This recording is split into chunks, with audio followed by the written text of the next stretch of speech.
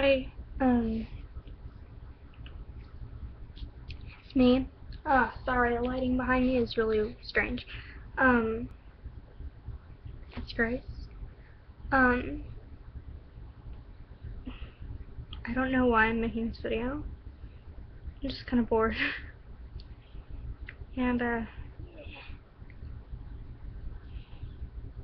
wanted to talk to someone, so I'm just like talking to a bunch of people at once. It's pretty amazing. Like, like, anyone who watches this video, which probably, like, no one will, because no one ever watches my videos. Unless I ask them to. And occasionally, they get, like, likes and stuff. I actually don't think I've ever gotten a like, or a favorite or anything. I don't really care. But occasionally people will like them. Like, once I made this video, it was the one where I was like, I read off the list of the things I'd copied and pasted from role-playing. The list of things I never want to forget. And, I won't say exactly what she said. My friend Ellie, or Ellen, Elin? Yeah. You need to subscribe to her. The link will be in the description. Yeah. So, yeah, today I went to the Galleria, Dallas, and I, like, started screaming and, like, stuff because, like, I almost started crying because I saw, like, the little, like, the little directory things, like, the little, not, like, posters, but, like, the little things that, like, stand in malls and stuff. Yeah, well, they had Hunger Games once. They had, like, 4, and I, like, ran up to one of them and hugged them, and then, my mom, well, like, we got to the American Girl place, which is there, and so, Christina got her hair done. It looks so pretty. Yeah, so I was, like, holding Christina. I was, like, walking to the mall, and then I see this Asian guy, and I'm all like, oh, he's hot. And my mom goes, you're not allowed to be holding a doll while you say someone is hot. And I was like, okay, well, 1, AG2 would not like to hear you say that. And 2, don't tell me what I can't do. And this guy is walking by, like, right when I said that, and he was just like, it was so funny. And then, what did she say? She said something, hold on. She said something really weird, and this lady kind of, like, looked at her, and, yeah, so,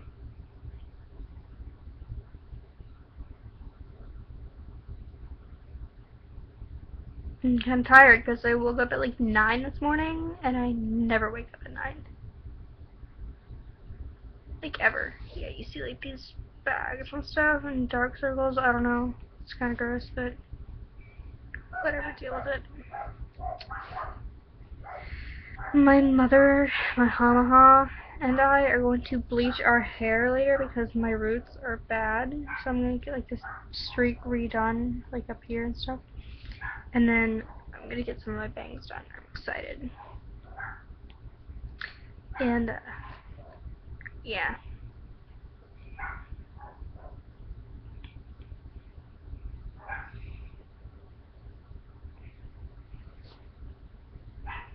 My hair looks really stringy and it's gross, but whatever. Alright,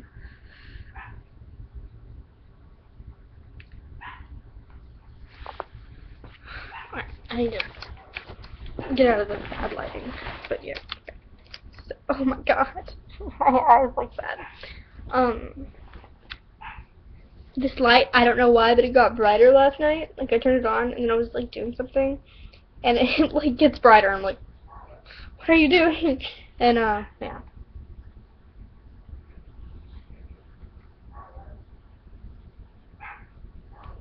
Yeah.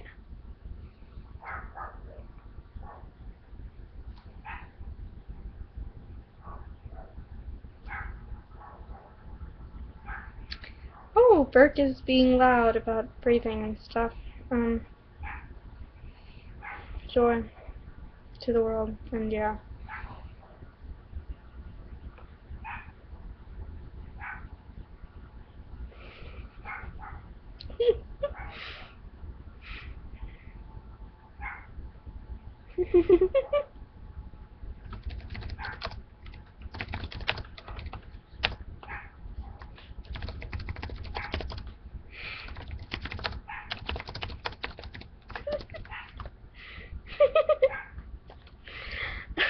Sorry.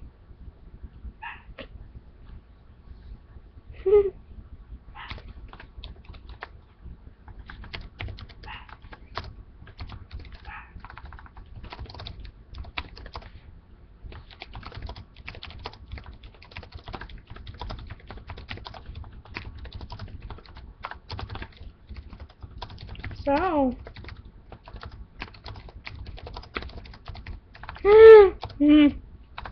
I hate typos.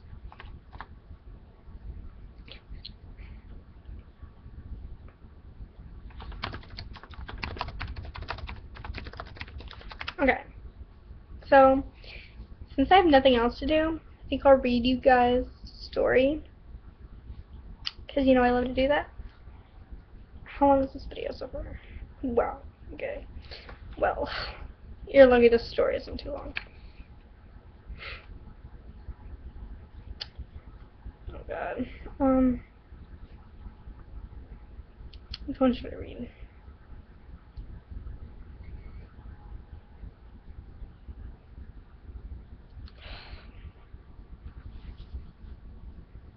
I guess I'll read you the Castor one. Castor's pretty cool. It's pretty cool. Okay. So I have like 3 parts of it done so far. I don't know how many parts it is. Parts are just however much I want to type at the time. Okay.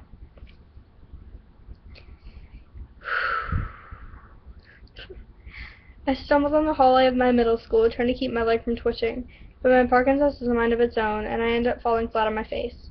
I hear some dumb jock chuckle at me, and I stand up, gathering my books from the floor with violently twitching hands. I push my glasses farther onto the bridge of my nose, and finally make it to my locker, opening the door.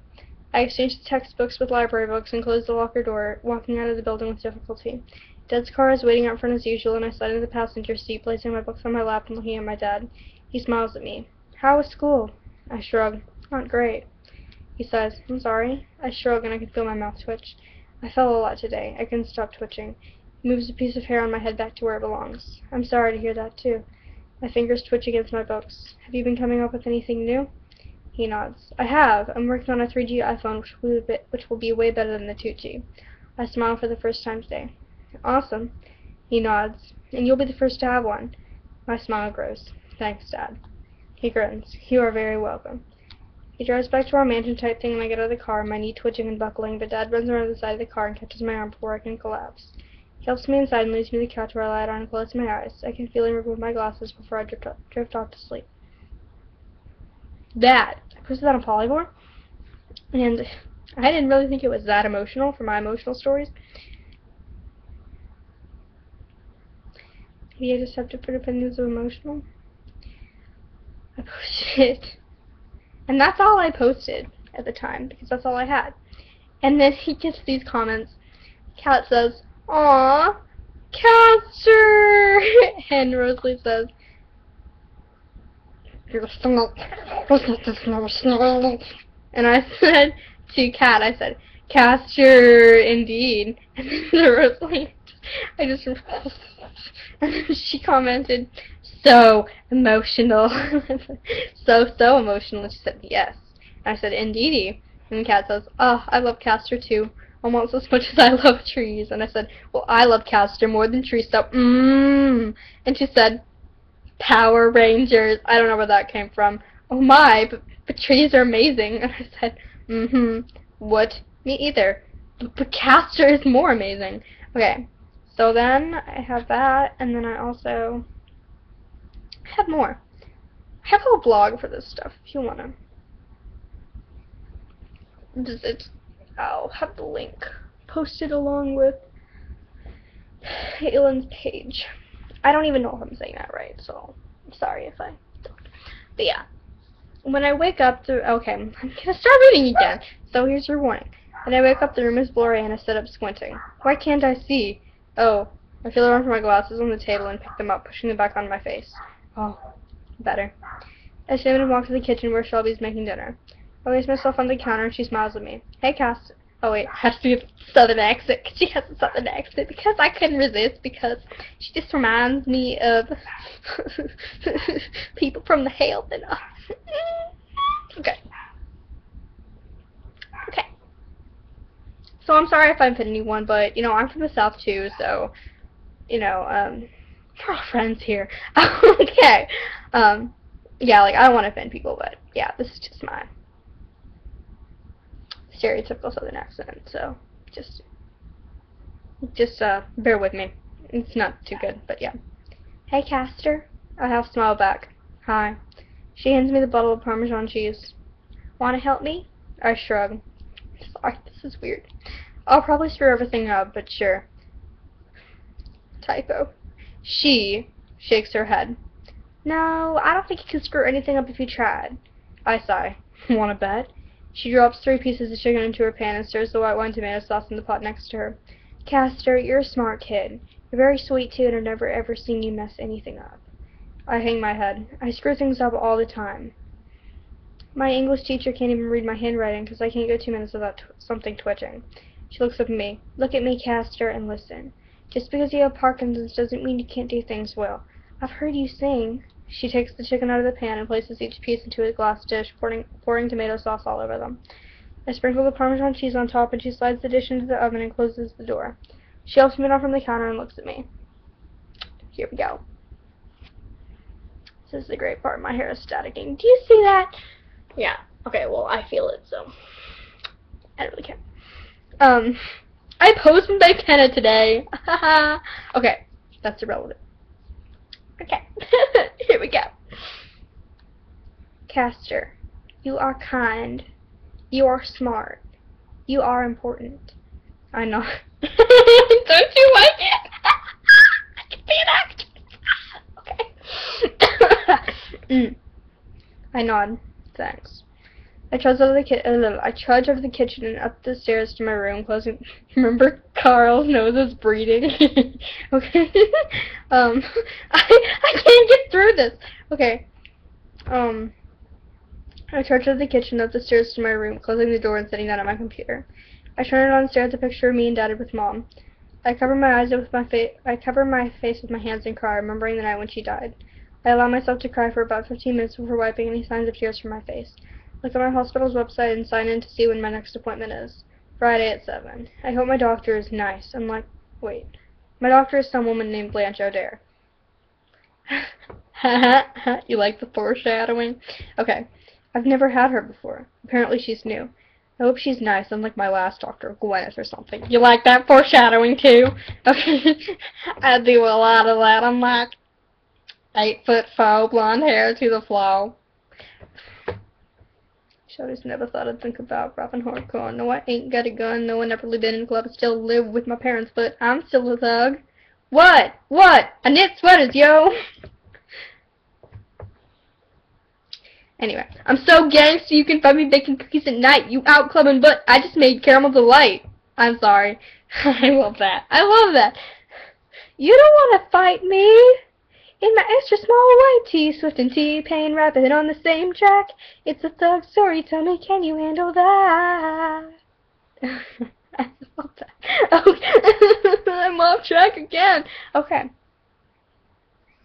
Where did I leave off? Okay. I stand up and look in the mirror to make sure no one can tell I cried for 15 minutes, and I walk back downstairs, gripping the banister for support.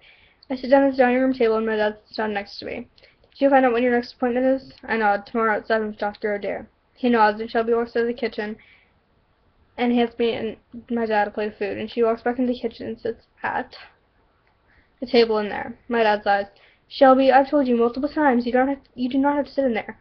She shakes her head. The Help doesn't eat with the people she works for. Dad rolls his eyes. You're practically part of our family, Shelby. Please. She looks at him. Do you really want me to sit in there? He nods. Yes, I really do. She reluctantly gets up and walks back to the dining room, sitting down opposite me and Dad. We eat silently as usual, and I stand up, walking back upstairs and back to my room, flopping back on my bed with my hands twitching at my sides. I crawl under the blanket to take my glasses off, sitting them on the table next to me and curling into a ball, eventually falling asleep even though it's only 8:30. I open my eyes in the morning and force myself to sit up. I grab my glasses from the nightstand and shove them on, blinking at the clock. Damn it, I'm late. I stand up and my legs spasm, causing me to fall. I groan and slowly stand back up, pulling on corduroys and a soft sweater. It takes me forever to tie my Converse, but I finally get the laces right and hurry downstairs and out the door. Though Shelby calls after me to eat something. I shiver and begin walking to school, a frigid wind blowing against me. I cross my arms and try to walk faster, but slip on the icy sidewalk, hitting my nose hard. I'm not sure I can even get up. A car stops next to me and I see a pair of feet get out and walk over. Need some help? A gentle voice asks me, touching my shoulder. I look up and there's a lady with dark hair, the tips turquoise like it was dip-dyed. I nod mutely and she takes my hand, helping me up. She takes a bit of gauze from the pocket of her scrub top and touches my nose lightly, absorbing some blood. She looks at the... She takes some more gauze and medical tape, securing another patch over my nose. She smiles at me and walks back to her car, hopping in. She starts to drive away but then stops. Need a ride? I hesitate. Well, she laughs lightly. I'm a doctor, don't worry, I'm not going to hurt you. I bite my lip and realize my nose feels better already, so I slowly walk to her car and slide inside. Thanks. I mumble, looking at my books. She nods and starts the car. Any time. I can vaguely smell the air and notice her car smells like vanilla and rubbing alcohol. Damn, smells good. Do you like that foreshadowing? Okay. She stops in front of my school and I wonder how she knew which one it was. But I realize class starts in 2 minutes. I get out of her car quickly. Thanks again, she nods. Be careful getting inside. I walk through the cold air, trying not to slip anymore. I finally reach the door and pull it open, hurrying to chemistry where the teacher has written acid erosion on the chalkboard. I sit down quickly and the bell rings. Mr. Salinas, you like the foreshadowing? Again, you know Desmond's dad? That's him. Walks into the classroom with a steaming cup of coffee and I stare at it enviously. He sits it on his desk and smiles. Hey guys, today we're going to do an experiment because all of your homework grades were so good and you all passed your tests. Hold on. We're going to pour some acid on tiles and see how quickly the acid will destroy the ceramic. Don't ask how it relates to the previous lessons because it doesn't. I just want to do something fun. The class snickers and he passes out safety goggles to everyone. Alright, choose a partner. Everyone immediately flocks to their friends and I'm still alone. Mr. Salinas notices me and walks over to a large group of kids. A large, muscular guy coming out and groaning when he sees me. I stare at my desk, my cheeks burning. He trudges over and sits down reluctantly, scooting as far away as possible. Mr. Salinas passes out 2 tiles and a vial of mystery acid to each group. Okay, guys, whatever you do, do not spill the acid. He also gives us a crystal plate to place under each, each tile on, so if the acid runs off, it won't ruin the desk. He sits down and sips his coffee. Get your stopwatches. Everyone shuffles to their desk and takes out a stopwatch. And go. Look at the guy I'm partnered with. I think his name is Dan. Do you want to go? You want to go first? I squeak. He shrugs. Whatever. I just want to see stuff melt. I think that means I'll be doing everything. I sit forward in my chair, resting an arm on the table and grabbing the vial. I start to pour it on the tile, but my arm twitches violently and the acid pours on my arm instead, tearing right through my fabric and under my skin. My eyes widen and fill with tears, and Dan stifles a laugh. Let's see if your arm melts off. I bite my lip and that makes me laugh. I don't know why, but it's funny to me. Okay. I bite my lip and squeeze my eyes shut, tears dripping down my cheeks and onto the desk. The acid continues to eat at my skin and I begin to sob, hiding my face with my hand that's not currently attached to the arm on fire. Sounds like the Hunger Games, right? Okay. I hear quick footsteps in Mr. Salinas' voice. Castor, what did you do? I'm crying too hard to respond. Oh God. I used the wrong too. What is wrong with me?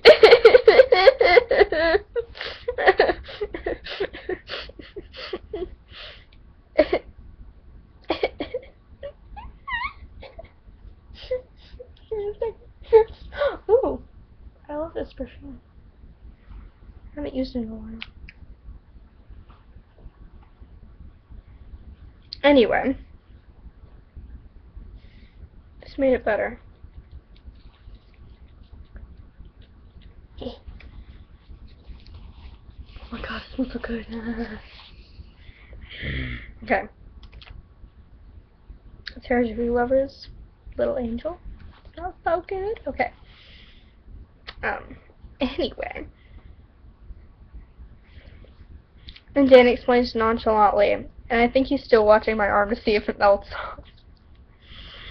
Mr. Salinas grabs my head supporting arm, grabs his head supporting arm, and pulls me out of the classroom and down the hall to the nurse's office, where the nurse calls the hospital. The acid runs down my arm and into my palm, and I continue to bawl. The ambulance arrives like 20 days later, and we're about to have more foreshadowing. And a dark-haired male paramedic ushers me into the back of the ambulance, and it drives off. He writes some stuff on his clipboard while I am still in severe pain and crying my eyes out. He looks at my arm, and I see him make a face. I blink, more tears running down my face. What's wrong with it? He shakes his head, and I close my eyes again, too scared to look at what might be so terrible. The ambulance finally stops at the hospital, and the guy helps me inside, where nurses take me to a room and remove all my clothing. I cry harder, embarrassed to be seen, and they place me into a cold shower with the acid washing off of my arm, but my arm's still burning. They tie a flimsy hospital gown around me and lie me down in a bed, rubbing all kinds of stuff on my arm and wrapping it in bandages. They walk back into the hallway and close my door, leaving me alone. I shiver, pulling the sheets over my body, and trying to get comfortable. Finally, the door opens and a doctor walks in, sitting in a chair next to my bed. Hi, I'm Dr. Adair. I was supposed to be your doctor for your appointment later, but you seem to be a little early. I heard about your arm, and I'm sorry. I know that must really hurt. I look up and see the lady who helped me this morning. She blinks and breaks into a smile. I thought I told you to be careful, she teases, helping me to sit up. Looks like you've been crying, she says, and I detect tenderness in her voice, like she really cares about me. I nod. I admit quietly, and she smiles sadly. I'm sorry you had a little accident. Parkinson's can be that way. She leans back in her chair. So how often do you experience spasms each day? I sigh. It's like I never stop. My hand is twitching right now. She nods and scribbles something on the clipboard. Are you maintaining a healthy diet? Why did she ask that? Yeah, pretty much. She nods. May I take a look at you to make sure everything's okay? I hate this part. This is when they steal my clothes, and that's already happened once today. I nod reluctantly. Okay.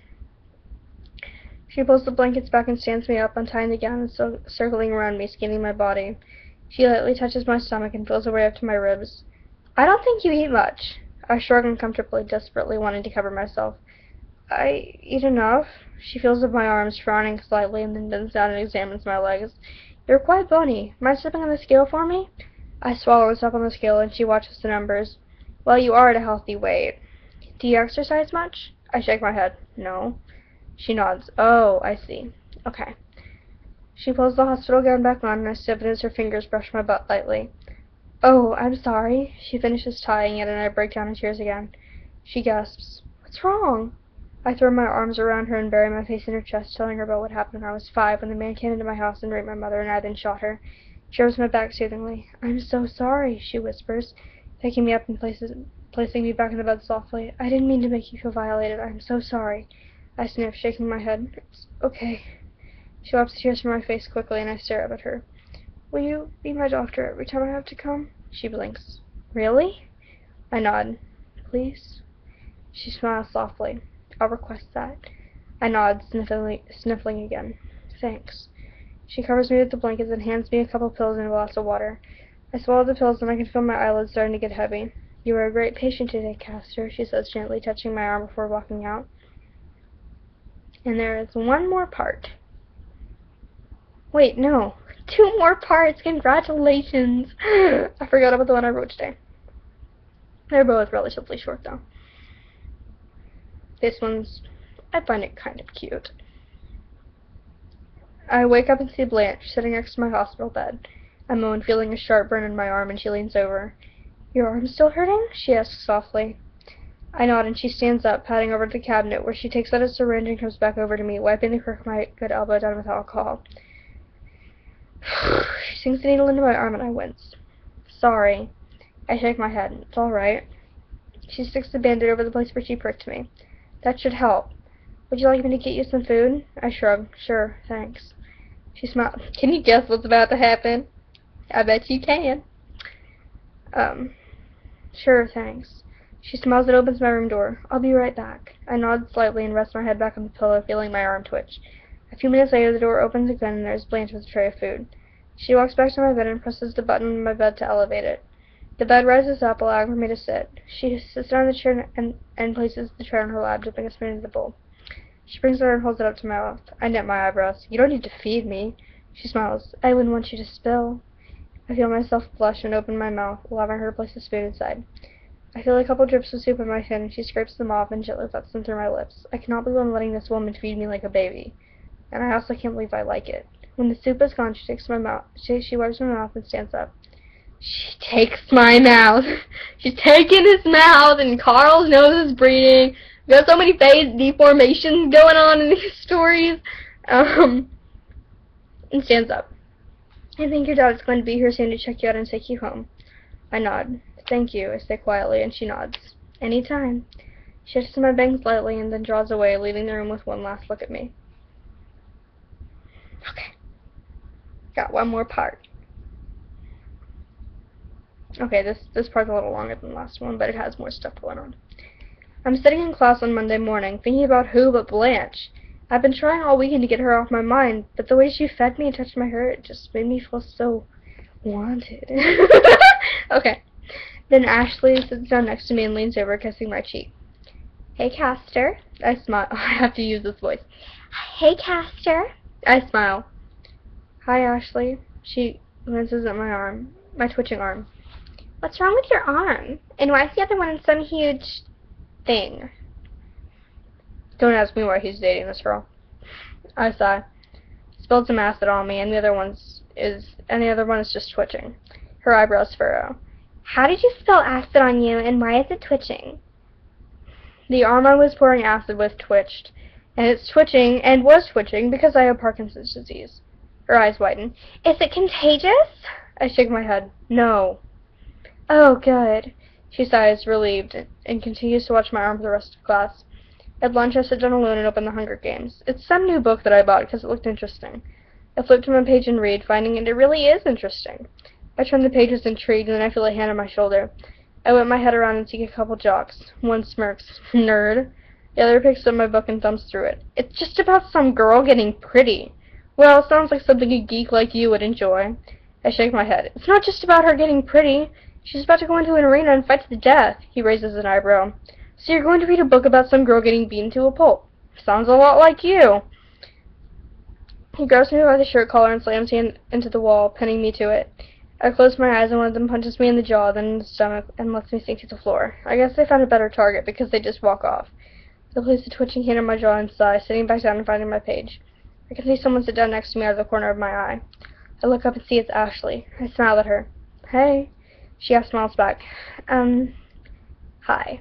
I read about Parkinson's online, and, well... She flicks her golden blonde hair over her shoulder and stands back up.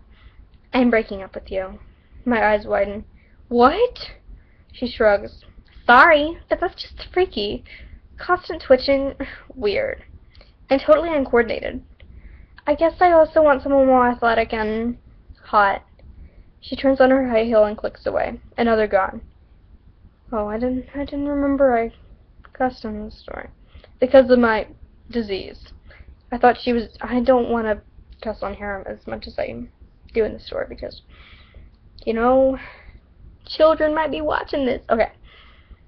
I thought she was different. I sighed, hide myself away in my book because it's the only thing to keep me from crying.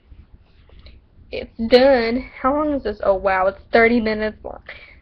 I hope you guys enjoyed watching this as much as I enjoyed making it because I really, really did enjoy making it. You know, I'm just lonely like that. So, yeah. Yeah, okay, so, bye.